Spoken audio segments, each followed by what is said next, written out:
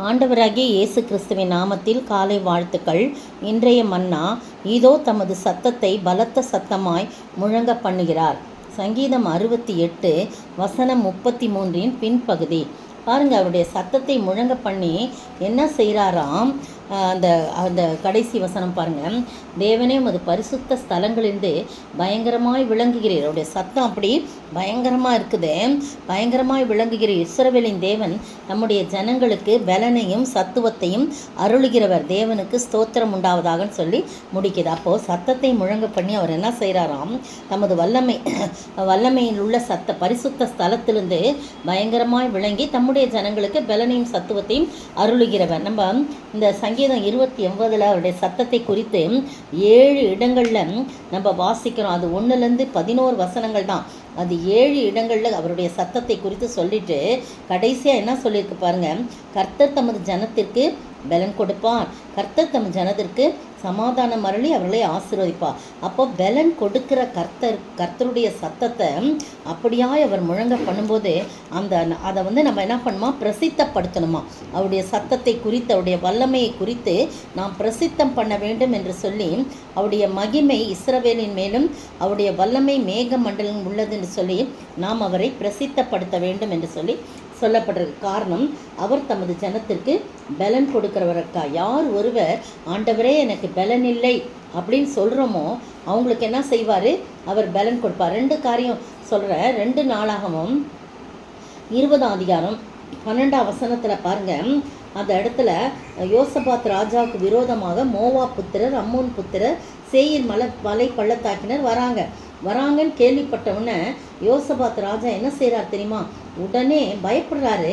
பயந்து ஆனால் கர்த்தரை தேடுகிறதுக்கு ஒருமுகப்பட்டு யூதாவெங்க உபவாசத்தை கூறி எல்லாமே ஆலயத்தின் புது பிரகாரத்தில் எல்லாரும் கூடுறாங்க. யூதா ஜனங்களும் எருசலேமிலும் கூடின சபையில் யோசபாத் ராஜா நின்று என்ன சொல்கிறாரு, ஒரு பரலோகத்தின் தேவனை நோக்கி ஜெபிக்கிறார். கர்த்தாவே, நீங்கள் தானே உங்களுடைய ஜனமாகி இஸ்ரவேலுக்கு முன்பாக இந்த தேசத்து குடிகள்லாம் துரத்திவிட்டு இதை உம்முடைய சிநேகிதனாகிய ஆபிரகாமுடைய சந்ததிக்கு என்றென்றைக்கும் கொடுக்கவில்லையா? இப்போ பாருங்க, இதுக்கு விரோதமாக எல்லாரும் வராங்க, நான் என்ன செய்ய முடியும்னு சொல்லிட்டு 12ஆம் வசனம் பாருங்க. எங்கள் தேவனே, அவர்களை நீ நியாயம் தீர்க்க மாட்டீரோ? எங்களுக்கு விரோதமாக வந்த இந்த ஏராளமான கூட்டத்திற்கு முன்பாக நிற்க எங்களுக்கு பலன் இல்லை. நாங்கள் செய்ய வேண்டியது இன்னதென்றும் எங்களுக்கு தெரியல. ஆகையால் எங்கள் கண்கள் உம்மை நோக்கி கொண்டிருக்கிறதுன்னு சொல்லி நாங்கள் பலன் இல்லைன்றதை ஒத்துக்கொண்டு ஆண்டவருடைய பலத்துக்காக கேட்குறாரு. அப்போ ஆண்டவர் சொல்கிறாரு, தீர்க்க தரிசனம் உரைக்கிற ஒருத்தர், அங்கே கர்த்தருடைய ஆவியானவர் அங்கே ஒருவர் மேலே பாருங்க. ஏயேலின் மகனான பெனாயாவுக்கு பிறந்த சகரியாவின் புத்திரன் யகாசியல். பாருங்க, அந்த ஒருத்தரை சொல்கிறதுக்கு 4 பரம்பரையை சொல்கிறாங்க. யகாசியல் என்னும் ஆசாப்பின் புத்திரல் ஒருவனான லேவியன் மேல் கர்த்தருடைய ஆவி இறங்கி அவர் சொல்கிறாரு, இந்த யுத்தம் கர்த்தருடையது அப்படின்னு சொல்கிறாரு, நீங்கள் சும்மா இருப்பீர்கள் அப்படின்னு பயப்படாதீங்க இந்த ஏராளமான கூட்டத்துக்குன்னு சொல்கிறாங்க. அதே போல் என்ன நடக்குதுன்னா, ஒரே வேளையில் அவர்கள் பாடி துதிக்கிறாங்க. பாடகர் குழுவை முன்னால் நிறுத்தி, யாராவது யுத்தத்துக்கு போகிறவங்க பாடகர் குழுவை முன்னால் நிறுத்துவாங்களா? நிறுத்தலை. அந்த வார்த்தையை கேட்டவுடனே, இந்த யுத்தம் கர்த்தருடையதுன்னு சொன்ன உடனே பாடகர் குழுவை நிறுத்திட்டு பயப்படாதீங்கன்னு தன்னுடைய ஜனங்களையெல்லாம் ஆற்றி தேற்றும் போது பாருங்க, அவர்கள் துதித்து ஆரவாரம் செய்து பாட தொடங்கிய போது என்ன நடக்குது, யூதாவுக்கு விரோதமாக பதிவிருந்த அம்மோன் புத்திரர், மோவாபியர், சேயீர் மலை தேசத்தார் ஒருவருக்கொரு விரோதமாய் ஒருவரை கர்த்தர் எழும்ப பண்ணினதினால் அவர்கள் வெட்டுண்டு விழுந்தார்கள். பாருங்க, ஆண்டவரே அப்படி அவர்கள் விரோதமாய் வந்தவர்களை ஒருவருக்கொரு விரோதமாய் எழும்ப பண்ணி அவர்கள் வெட்டுண்டு விழுந்தார்கள். காலையிலே பார்க்கும்போது அந்த இடத்துல பிரேதங்களாக இருந்தேன்னு சொல்லி, எந்த ஒரு மனிதன் பலனில்லை என்று சொல்கிறானோ அவனுக்கு உடனே பலன் கொடுப்பா. யாருக்கு? கர்த்தர் தம்முடைய ஜனங்களுக்கு பலன் கொடுப்பா. அப்படிதான் கிதியோனை அழைத்த போது, நீ மீதியானியரை கொன்று போடுவ, நீ மீதியானியரை முறியடிப்ப, நீ போ அப்படின்னு சொன்னவன அவன் சொல்கிறான், ஆண்டவரே, நான் ஒன்றுமே இல்லையப்பா, நான் போய் பராக்கிரமசாலின்னு என்னைய போய் சொல்கிறீங்களே, நான் எப்படி நான் இதெல்லாம் செய்ய முடியும் அப்படின்னு சொன்னவொடனே 14ஆம் வசனம் 6ஆம் அதிகாரம் நியாயாதிபதிகள் 14ஆம் வசனம், அப்பொழுது கர்த்தர் அவனை நோக்கி பார்த்து, உனக்கு இருக்கிற இந்த பலத்தோடே போ, நீ இஸ்ரவேலை மீதியானின் கைக்கு நீங்களாக்கி ரட்சிப்பாய், உன்னை அனுப்புகிறவன் நான் அல்லவா அப்போவும் என்ன சொல்கிறான், ஆண்டவரே நான் எதனால் ரட்சிப்பேன், மனாசையில் என் குடும்பம் சிறியது எளியது, என் குடும்ப தகப்பன் வீட்டில் நான் எல்லாரிலும் சிறியவன் அப்படின்னு சொன்னேன். இல்லை நான் உன்னோட கூட இருப்பேன்.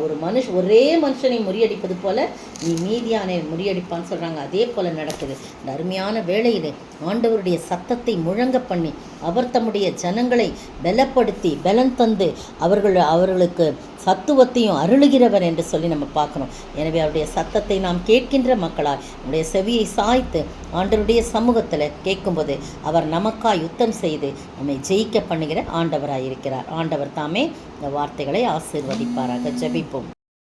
கர்த்தர் துணை நின்று யுத்தம் செய்வாரே, கவலைப்பட காரணங்கள் இல்லையே, கைகளை தளர்த்திடாமல் தாங்கியே கர்த்தரேசு சத்யாவி நிற்கிறார்.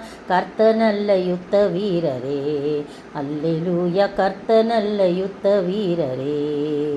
ஸ்தோத்திரிக்கிற ஆண்டவரே, துதிக்கிற ராஜா, நீ தான் யுத்த வீரர் ஆண்டவரே, எங்களுக்காக யுத்தம் செய்கிற ஆண்டவரே, உம்முடைய சத்தத்தை தொனிக்க பண்ணுகிறீர் ஆண்டவரே. அந்த சத்தத்தின் வல்லமையினாலே எங்களுக்கு பலனையும் சத்துவத்தையும் நீர் தருகிறீர் ஆண்டவரே. கர்த்தர் தமது ஜனங்களுக்கு பலன் தருவார். கர்த்தர் தம் ஜனங்களுக்கு சமாதானம் அருளுவார். கர்த்தர் தம் ஜனங்களை ஆசீர்வதிப்பார் என்று சொல்லி நாங்கள் வாசிக்கிறோம் ஆண்டவரே.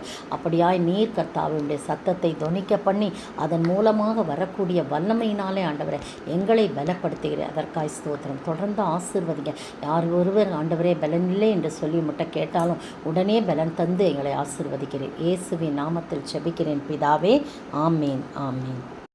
நேற்றைய பதில், தூப கலசத்தை எடுத்து அதை பலிபீடத்து நெருப்பினால் நிரப்பி பூமியிலே கொட்டினான். வெளிப்படுத்தல் 8:5 முன்பகுதி. இன்றைய கேள்வி, எது எதை போல எரிந்து எங்கிருந்து விழுந்தது? எது எதை போல எரிந்து எங்கிருந்து விழுந்தது?